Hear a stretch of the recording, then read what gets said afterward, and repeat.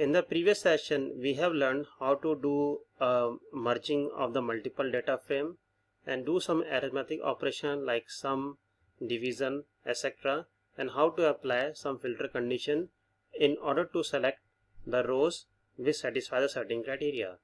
In this session, we are going to merge all the data frame and do some group aggregation function like summarizing or calculating the sum over the certain condition.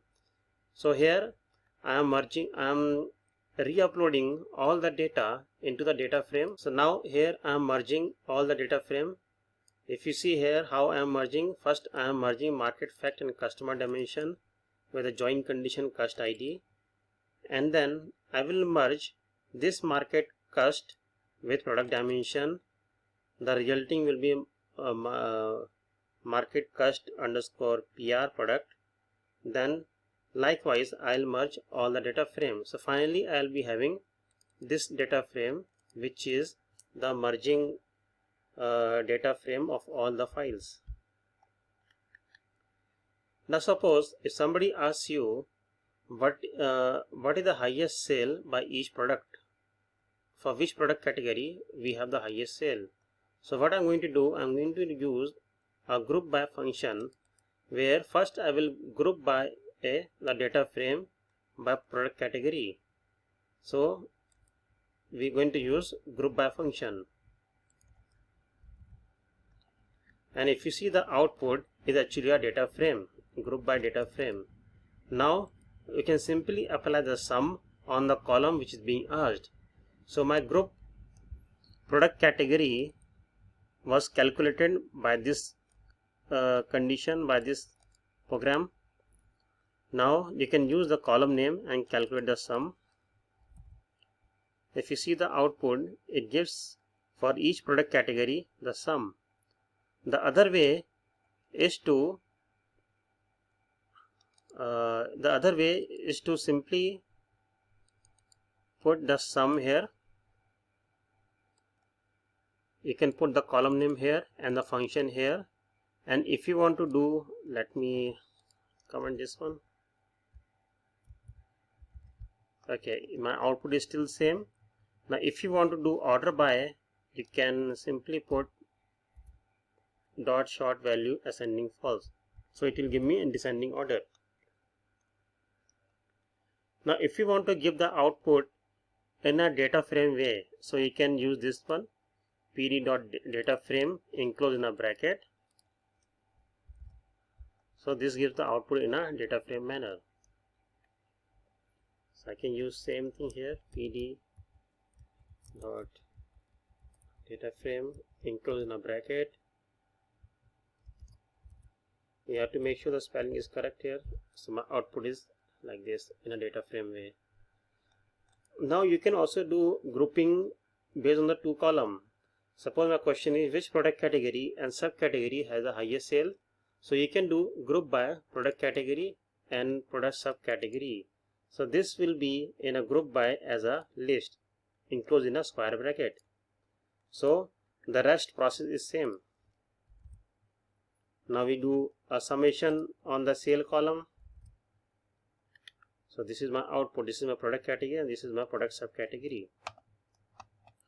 If you want to see the output more properly, you can use data frame function.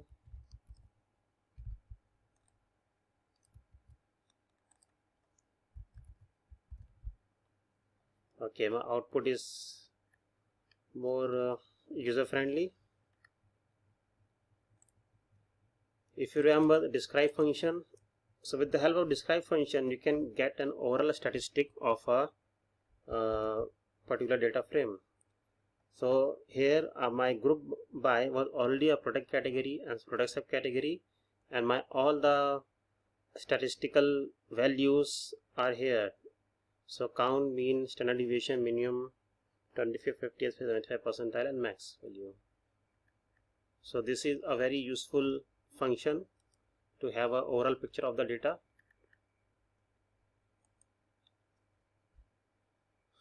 Now if somebody asks you to calculate the sale percentage by each product category and subcategory, So you can use this function.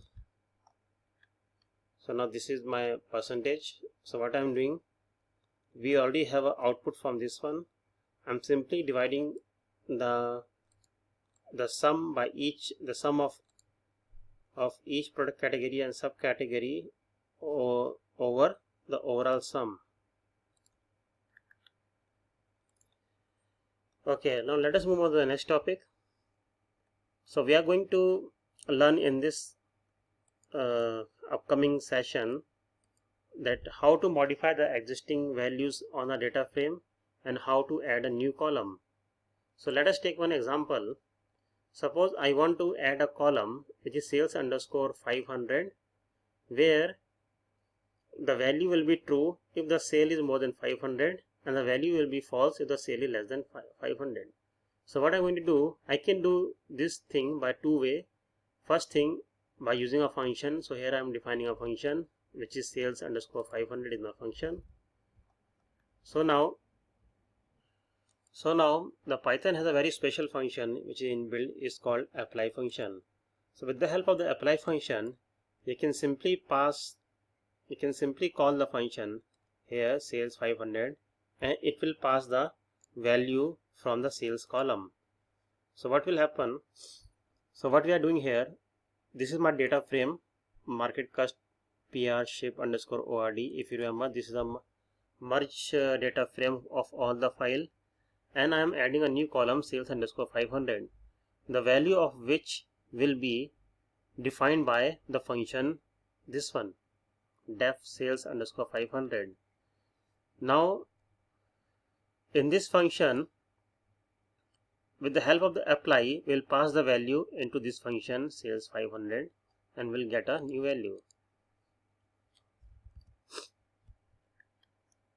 So here is the output now. If you see here, my last column sales underscore 500 is added here. Now false, it is false if your sales is less than 500. So let us see my sales here. Okay, my sale is 136, so it is false.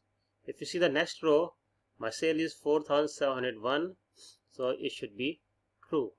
So this is true. The other way to do same thing and more easier way is to make the use of the lambda function. So here in the lambda function, we are not writing any exclusive function. Apply function still we are using. So instead of calling the function sales underscore 500, we are directly defining the lambda function here. So lambda x, it will return true if x is greater than 500, else it will return false. So my output is same. So here we have sales 500.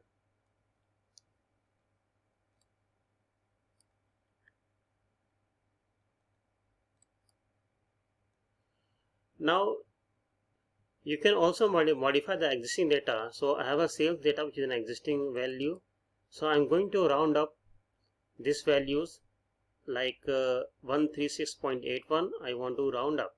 I want to remove the decimal here. So I'm going to use the round function. So let us see the output here. So now 136.81 after rounding, it has become 137 and 0.69 is 4702. So here also we have used the lambda function and the apply. So with the help of the apply and lambda function, we are rounding the value. Okay.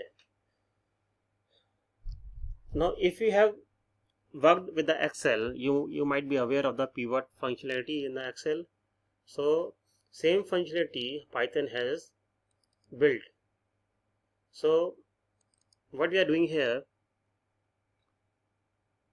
we have a value sale, index is product category, and aggregate function is mean. So what we are doing here, we want to calculate the mean sale value by each product category. So see my output here. If you want to have another function, you can just replace the mean with the max function, so it will return the max value. So give me the max value. If you want to do over the rows column structure, we can do like this, rows pivoting. So I think you might be aware if you are working on Excel. So this is my output. So here my index is product category, which is actually under the rows, and product subcategory will come under the columns.